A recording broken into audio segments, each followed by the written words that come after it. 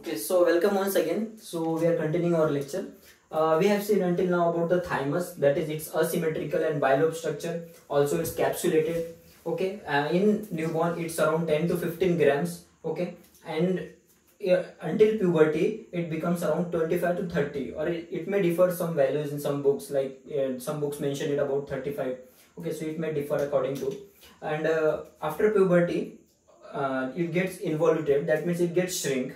Okay, and as I told you that it's present in the mediastinal region and it anterior to the trachea and behind the sternum, so it's also called as retrosternal.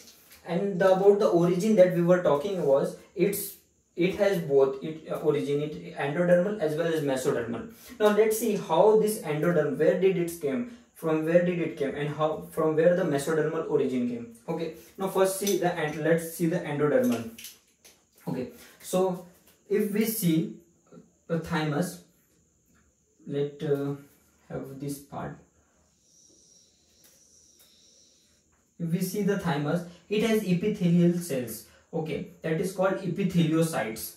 Okay, epitheliocytes normally, and in between this all epitheliocytes, our lymphoid stem cells will be present. Now I will tell you how it came. Okay, first of all, this endodermal origin, when head and neck all over origin, we know there are pouches present here, and from these pouches, the pouch that is third and fourth pharyngeal pouch, this pouch give rise to the thymus. Mostly it's third, and some part of fourth pouch. Okay, so mainly third part. Remember one more thing, that this third pouch, pharyngeal pouch, not only give the rise to thymus gland, but it also give one more important gland, that is parathyroid gland. Now you will think why he is mentioning the parathyroid also. It has its clinical importance. If suppose, where is the parathyroid gland present? It's exactly behind the thyroid gland, right? 4 parathyroid glands are present behind the thyroid gland, right? If there is a deformity while development of these pouches, third and fourth, this will lead to this will lead to not proper development of or improper development of our thymus, as well as parathyroid gland. Now thyroid gland. Now if there is improper development of thymus, that the person may be immunocompetent patient, or there will be no cell mediated immunity. So if there is viral infection or bacterial infection, that patient can't be able to tolerate, and there will be no antibodies against that. So this is the one reason. And if there is improper development in parathyroid gland, what will happen is parathyroid gland produces what hormone? That is parathyroid hormone, PTH, right? And this PTH, what it does? It maintains the calcium level. Okay, and if there is no PTH production, that means the calcium level in our body will go low, and it will become hypocalcemia. And this both, the improper development of thymus and parathyroid gland, which will lead to incompetent immunity as well as low calcium, that is hypocalcemia, and which will this is clinically important in the syndrome which we have heard many times, that is Dye-George syndrome. So this is clinically relevant. So I mentioned about the parathyroid gland also.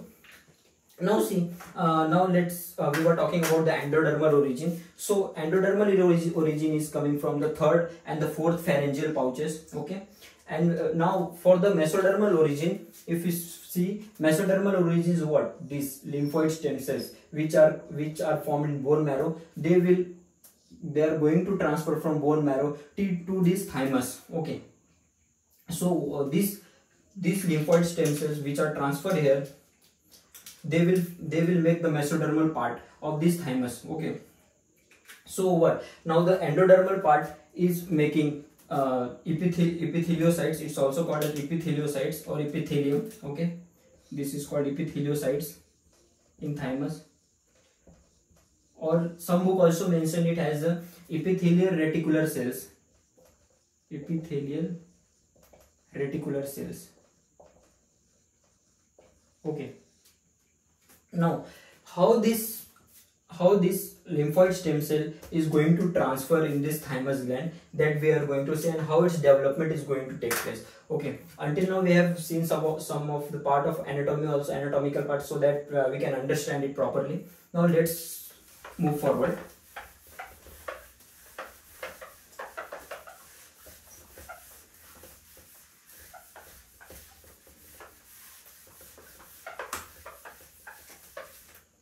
Now, what, as we know, this pluripotent stem cell has given rise to lymphoid progenitor cell, as well as this lymphoid progenitor cell has differentiated further into lymphoid stem cell.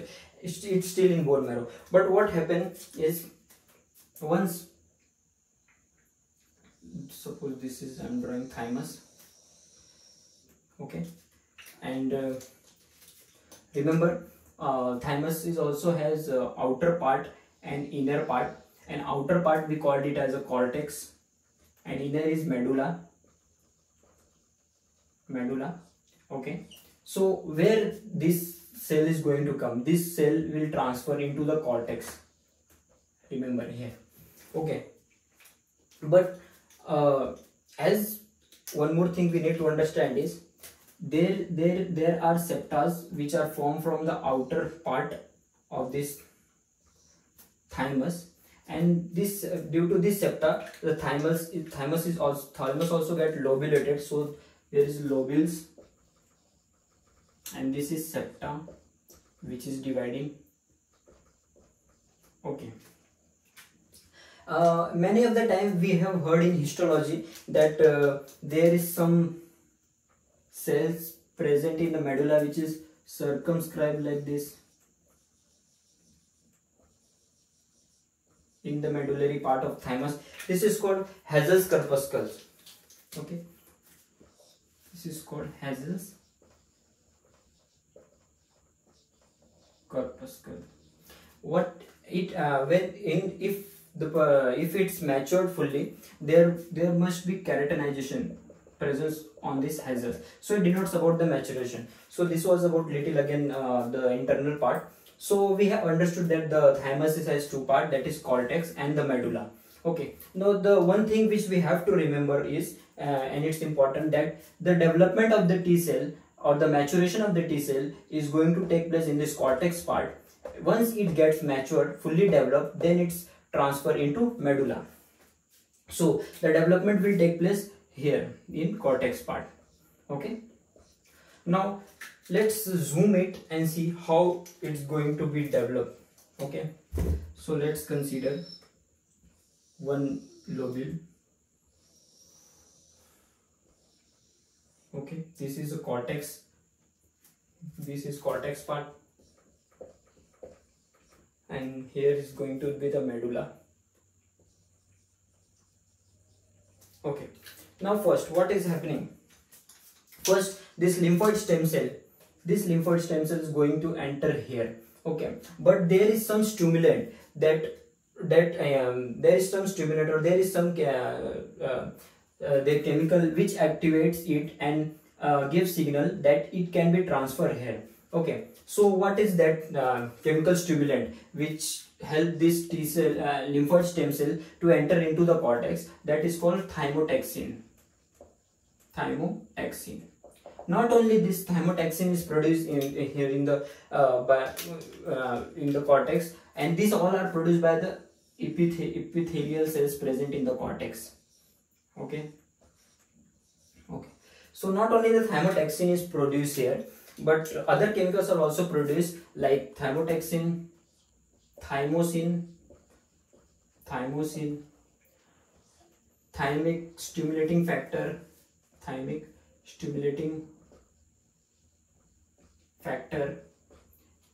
as well as thymopoietin.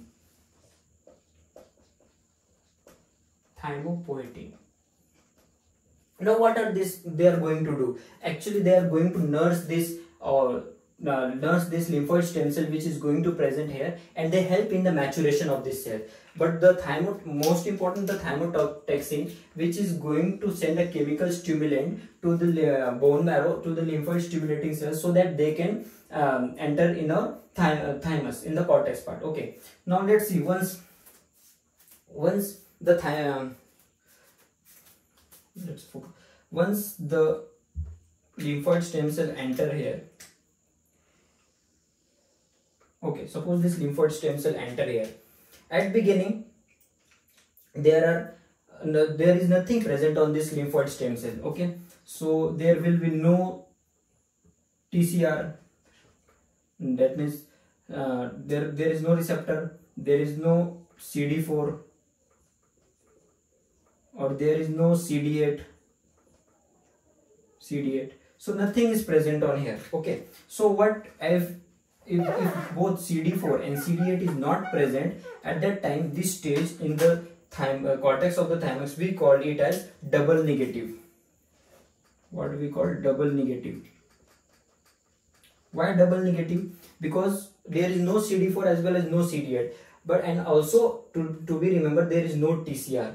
Okay, now before going to that, also we need to understand one more thing, that is this epithelial cells. Suppose this is epithelial cells, and it has filaments.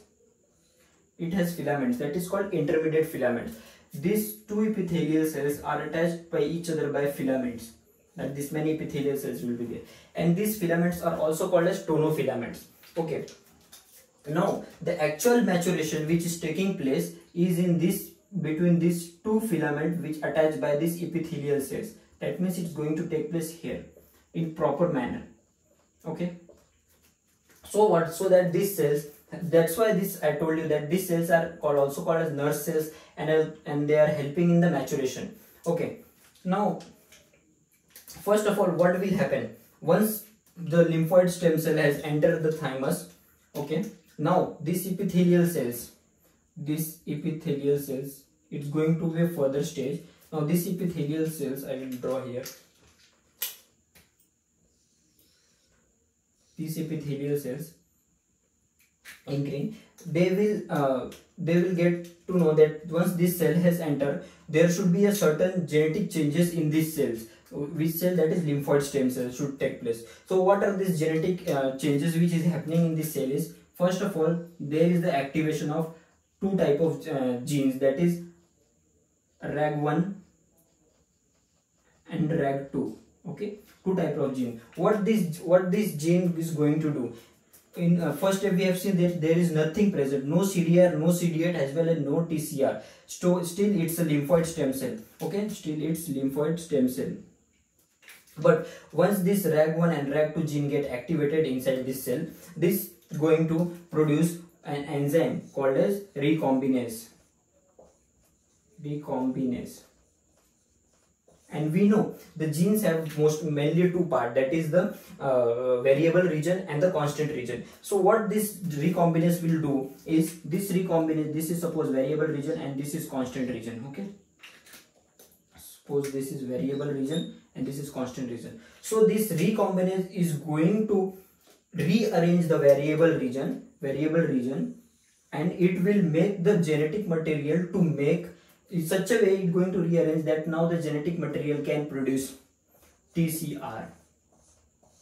Okay, so what will happen here? Now the recombinase has done its work. Now there will be a production of TCR, but this TCR will move forward, and it will come to the surface. Okay, so that it can act like a receptor. Okay, now this first step, and this also is done by this all epithelial cells which are helping here by secreting thymopoietin as well as thymosin and thymic stimulating factor. These all are involving. Now let's move to the forward. Now what is going to happen? Now we know that in this stage we have got the TCR receptor. Now once this all recombinase has done its work and the TCR is formed, now it's no more called as lymphoid stem cell. Now it's called as pre-T cell. Still it's not fully matured. So now it's called as pre-T cell. Now let's move forward our second step. Now what is going to happen is this again. Now this epithelial cells is also going to help again help in production of CD4. There will be some genes which going to produce the CD4 as well as CD8. Okay, CD4 and CD8. So now what in another step, what we will, there is already TCR, now there is also CD4 and there is CD8. Now this has, that means now our cell has a TCR as well as CD4 as well as CD8. If these both are present, now this step is called as double positive. Because why positive? Because this both, now CD4 as well as CD8 is there. Okay, now let's move forward a little bit. I will just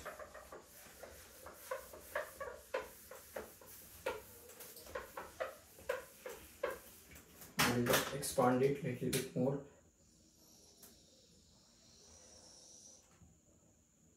Okay.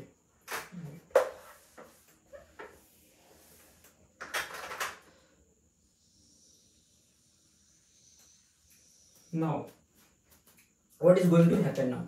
Now, this, as I told, this epithelial cells or epithelial reticular cells, these are helping as acting as a nurse cell.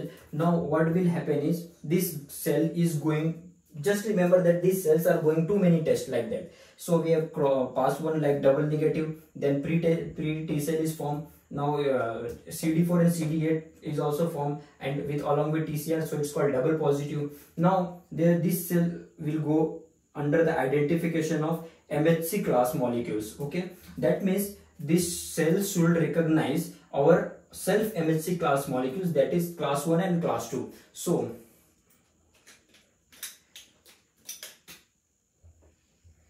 now see this will be recognized by our epithelial cell, where is present CD4 as well as CD8 as well as TCR.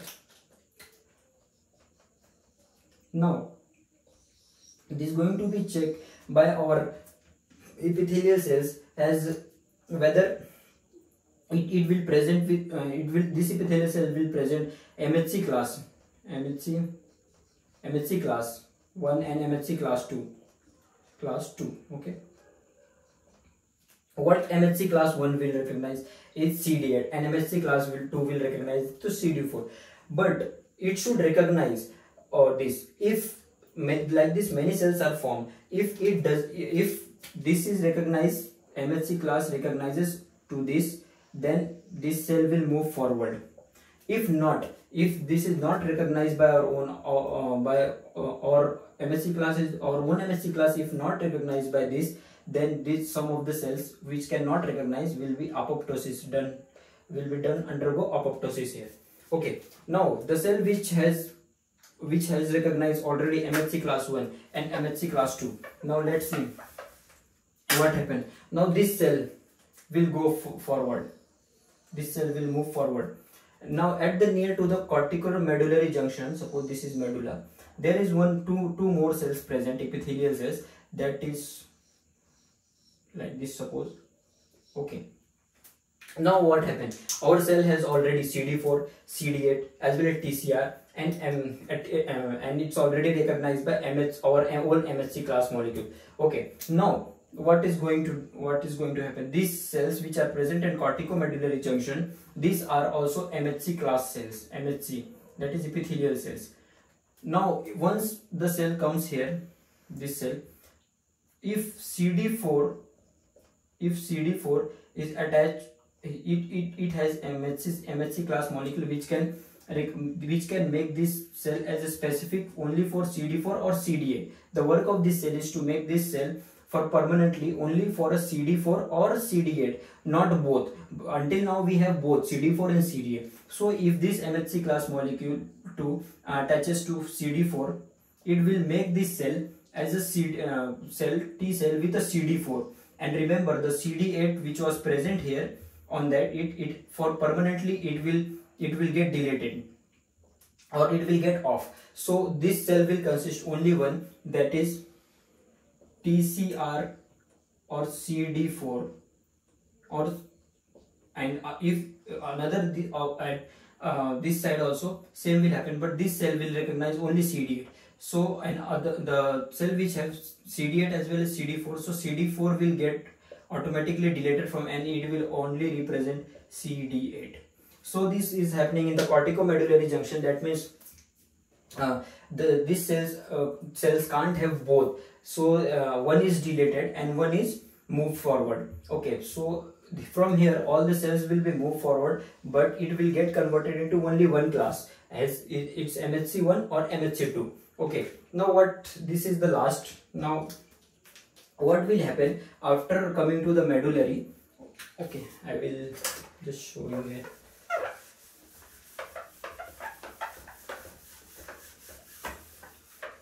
After coming to the medullary part, now this is, I told you, if mature cells are present in, mature T cells are present here in medulla. Okay, that means it's fully mature. But what can be T cell can be of how many types? It can be T helper, it can be T regulatory, or it can be T cytotoxic. Okay, if this is T cell, it has CD4, okay, it has TCR, okay, and it CD4 is recognized by MHC class 2. Okay, so this will become a T helper cell. But if cell has CD8 T cell receptor and this CD8 is recognized by MHC class 1, so it will become cytotoxic. But if you see T regulatory cell, it has CD4, it has TCR, it can have CD8, but never both, but never together. So this is the difference. This cell can convert to either T helper cells or T cytotoxic. Okay, it can suppress the result, but it never has both CD4 and CD8 together. It can only have either CD4 or CD8, but not together. Okay, so this was regarding the T cell and its how its development take place. The last point which I need to tell is about we have heard about the thymic blood barrier. Okay, so how it's formed, let's see once. Thymic blood barrier.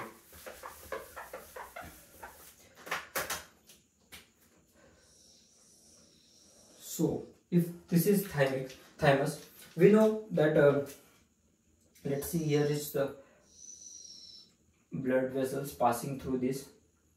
What it consists of? So blood vessel has endothelial lining, right?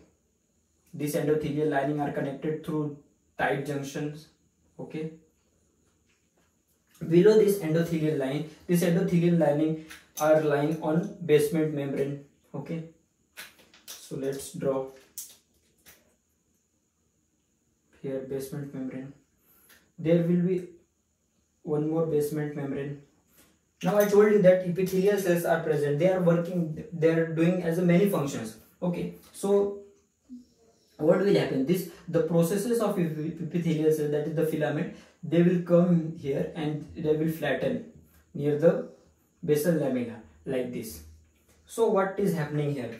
Actually, all the development of this T cell and maturation should be done in a work where no other antigen should involve, only the specific, and it's like a private area for them for development. So there should be no any antigen involved, or they should not go inside. So this thymic blood barrier help them to only allow only a specific part or a specific antigen which is allowed inside, because there should be no mixation of here, because it's a very important T cell development. So if any other cell or any other antigen is going, there might be many deformities or autoimmune diseases which can take place, or our T cell can't develop properly. So this was regarding our thymic blood barrier. So if question can be asked like what are the component of thymic blood barrier, so endothelium of vessel, endothelial lining, then basement membrane plus the processes of epitheliocytes. So this was regarding the T cell development and T cell ends development. Now in further videos we will see about the complement system method, which that's why I cleared about it so that it will be helpful. Thank you for your attention.